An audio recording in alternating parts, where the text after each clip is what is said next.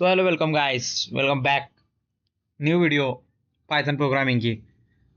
मेरा ये मकसद है कि मैं क्या करूँ, जो भी प्रॉब्लम है वो आपके मतलब जो माइंड है उसमें फिट कर दूँ। ये मेरा मकसद है। पिछले दो जो प्रॉब्लम लिए थे और आज का जो प्रॉब्लम लेने वाला है, इसका मकसद एक ही है कि आपके दिमाग में क्लैरिटी लाना कि क्लास के वेरिएबल को कैसे स्टोर किया जाए और उस पर ऑपरेशन कैसे किया जाए, फिर आपको क्या आगे जाके फ्यूचर में दिक्कत ना हो। तो आपको अगर समझ चुका है तो आप स्किप कर सकते हो या फिर आगे देख सकते हो प्रॉब्लम में, अगर आपको इंटरेस्ट है कि प्रॉब्लम क्या है। या अगर आपको नहीं समझा है तो ये वीडियो आपको समझाने में एलिजिबल है और सक्षम है। बस आपका पेशेंस चाहिए, कितने, सिर्फ 7-8 मिनट का बस। चलो देखते हैं प्रॉब्लम क्या है। प्रॉब्लम देखना बहुत ज्यादा जरूरी है। मैं इसमें स्टोर करके रखता हूँ प्रॉब्लम। अब देखो, ओके ओके ओके, ये प्रॉब्लम है। नेवी डे, आज navy day. Write the program. वैसे आपको ये पता होगा कि जो हमारे नेवी के जो फादर है, इंडियन नेवी के, वो छत्रपति शिवाजी महाराज है। आज नेवी डे, इसकी वजह से मैंने आपको बोला वहां पे, मैंने मेरे को भी अभी दिखा वो। चलो कोई नहीं। Write the program date as a class name. Circle होना चाहिए, क्लास का नेम होना चाहिए सर्कल। ठीक है, जो भी मेरे को पता है वो मैं कर लेता हूँ। जो भी आपको प्रॉब्लम के बारे में पता है ना, पहले वो कर लो। फिर क्या आगे आपको दिक्कत नहीं होंगी ना कि कैसा क्या था। ये कल मैंने करा था। देखो, कल ही मैंने इस पे वीडियो बनाई थी। ये पूरा वही प्रोग्राम है, लेकिन कल का वीडियो इतना अच्छा बना नहीं था। मतलब इतना उसमें सेटिस्फेक्शन नहीं था, तो मैंने उसको डाला भी नहीं। तो चलो फिर से बनाते हैं। ये क्लास सर्कल, सर्कल। ठीक है, क्लास बना दी सर्कल की। और हमको सर्कल बना है, मतलब रेडियस तो लेना ही पड़ेगा, आगे क्वेश्चन में रेडियस है। और मैं फटाफट एक ऑब्जेक्ट बना देता हूँ सी नाम से, और इसको दे देता हूँ सर्कल।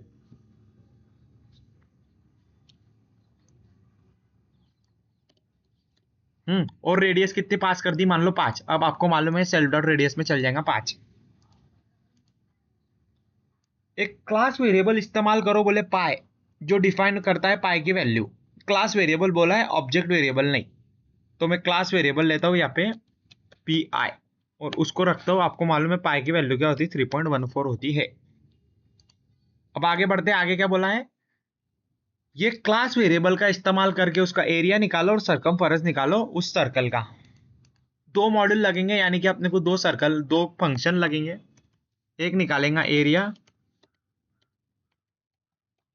सेल देंगे इसको, और जो एरिया है बस उसको रिटर्न कर देंगे। एरिया क्या होता है आपको पता है।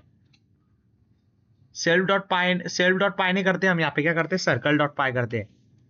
सर्कल डॉट पाई क्लास वेरिएबल है ना, इसके लिए क्लास का नाम और उसका वेरिएबल, यानी कि पिता का नाम लेके उसकी संतान का नाम लिया। ये पिता कौन था, ये सर्कल था, और उसका जो संतान था ये पी आई था।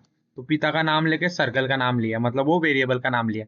और सेल्फ डॉट रेडियस को एक्सपोनेंशियल कर दिया 2। ये आपको पता है ना, डबल स्टार मतलब एक्सपोनेंशियल पाइथन के अंदर।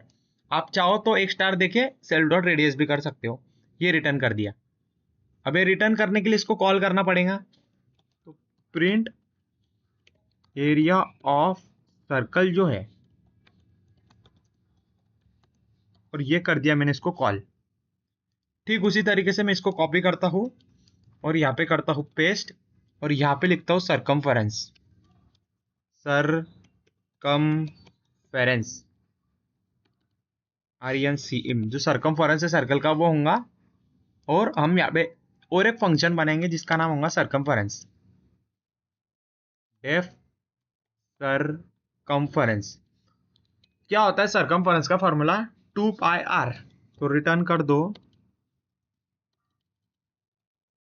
2 इंटू पाई। पाई की वैल्यू हमने ली है पाई, और आर सेल्फ डॉट रेडियस। और यहाँ पे हम सरकमफेरेंस को क्या कर देंगे, कॉल कर देंगे। बस ये कंट्रोल सी दबाओ और यहाँ पे कर डालो ये कंट्रोल वी। आप चाहो तो रेडियस यूजर से भी ले सकते हो, मान लो मैं यूजर से लेता हूँ, इंटीजर लेता हूँ, enter the radius of circle, और यहाँ पे आर की वैल्यू पास करता हूँ। तो अब रन करते हैं हम प्रोग्राम को। रेडियस डालो सर्कल की, 12 डाला, तो एरिया ऑफ सर्कल ये आ गया, और उसका जो सरकमफेरेंस था वो इतना आ गया। देख रहे हो।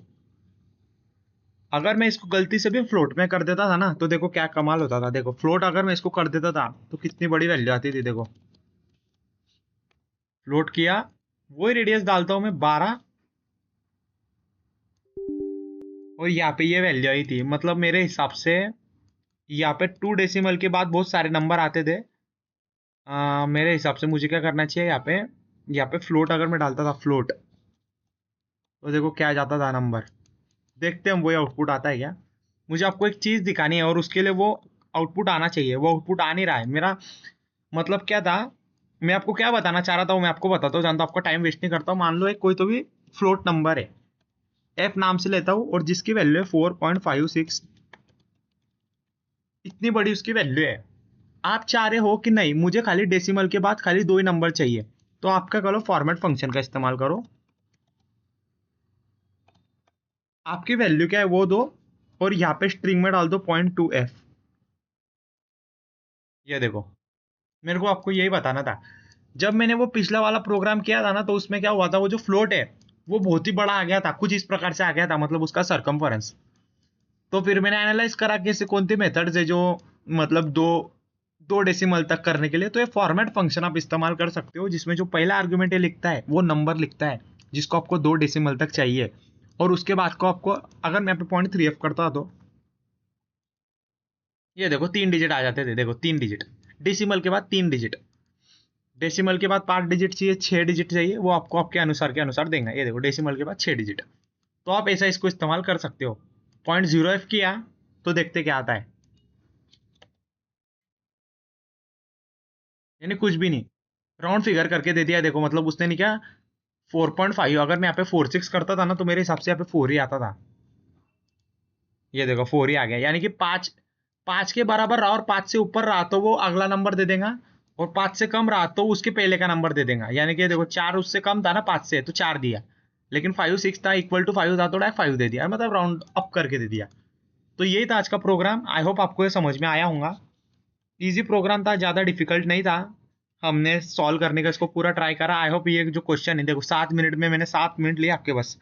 आपको ये वीडियो समझ में आया होगा। कोई दिक्कत आई होंगी तो आपका कमेंट सेक्शन आपके लिए पड़ा है, आपके डाउट आप शेयर कर सकते हो। हम मिलते हैं अब एडवांस में, जब तक के लिए बाय बाय।